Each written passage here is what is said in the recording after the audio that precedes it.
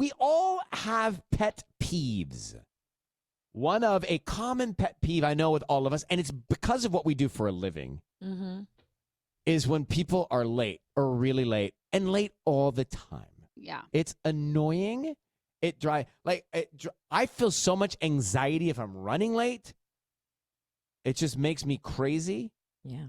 But then I have people in my life who just never are on time by a lot. Me too.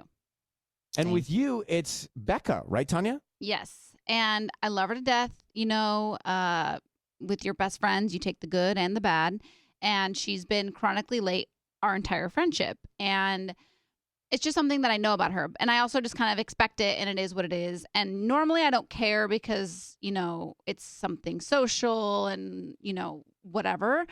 But we do a podcast together, and it's at the same time every single week. And yet she's always... For the session, she's late. She's always late. And sometimes it's not bad. Sometimes it's like 5 minutes. Sometimes it's 10. Sometimes, you know. No, but any little bit is disrespectful, especially professionally. So I was thinking about telling her that everything's going to be 15 minutes earlier.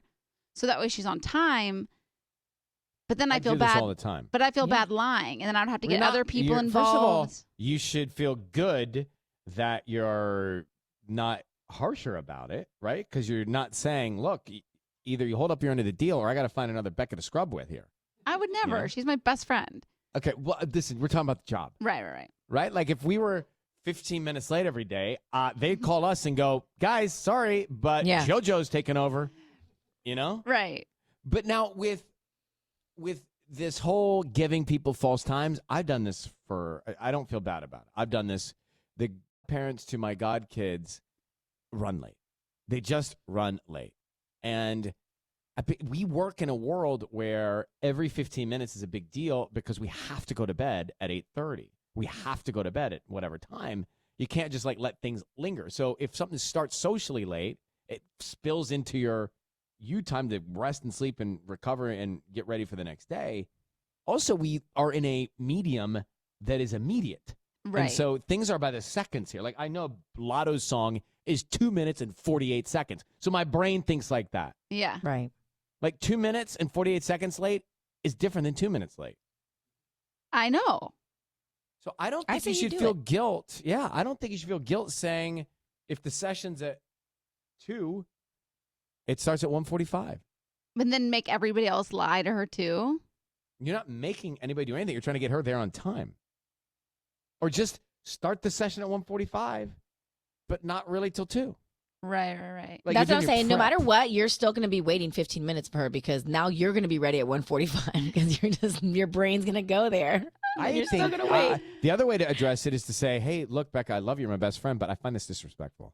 Yeah, but it is people's time is the most valuable commodity we have. I know, but you know what's interesting is I think that there's like, because I remember Patty used to say this all the time. There's like a chip in her where she just like can't get places on time. Like she would always say there's just something about her brain that she just can't do it. I don't believe that. I don't think that. There's no chip. It's possible. Right. She makes it on time for airplanes, right? Barely. You're responsible and respectful. Your time, their time. It's a big deal to me. I think we've had guests on this show that have run late, and we have said, sorry, we're out of time. Yeah. You know? Like some people cannot figure out how to make it within an hour. Yeah, she's also the person that's like running onto the plane. Like I will be seated in my seat buckled in. So let's go back to the root of that. Why does she wait to the last minute? Why does she do that? There's got to be a reason. I know. That's what I'm saying. I I don't think it's disrespectful because I'm like, it's not just to me. It's just everything in her life. But she can't do that to people's time. Do you want us to talk to her? Yeah, I'm happy to have her on the air. Yeah, should we wake her up? I really would love to have a conversation with her about being on time. Okay. Do you know, like, I Jones, if we're waiting here for what, seconds? Oh, yeah. Oh, yeah, I know. I mean, it makes me, because we have so much to do. And it's all, like, got to get done by certain times, you know? Right. And things stack up. Like, if you book, like, a conference call right after, then that everything gets gets bumped. shifted, yeah. Oh, I remember there was a guest or two. I think there were 2 coming together. Mm-hmm. And Amy Sugarman kept telling me, because in this show, we do plan it a little bit. And so if, like, we're planning to have somebody on before 9 o'clock, and I keep saying that, and they're not here by 9 o'clock, then I feel like we've let ourselves down.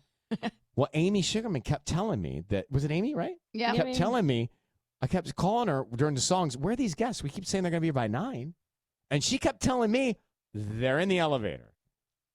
And then I called back 5 minutes later, and she said, no, they're coming up in the elevator. So she was actually telling me they're in the elevator. They were still in the car coming over the hill. Yeah. Yeah. But that's like, I shouldn't let that stuff tweak me so much, but it does. That was like 5 years ago, and you still can't let it go. I don't think we'll ever have them back. I don't remember who they were. No, but one of them was great. Yeah. one of them was great. The one that was on time. The one that was on time. The one that was on time. But the other thing is, I don't like I know when you're telling me a BS time story, like they're in the elevator 3 times, really? The elevator, we're 2 floors up. Yeah. We're not in the elevator for 20 minutes to get to the 3rd floor. Can never lie to you.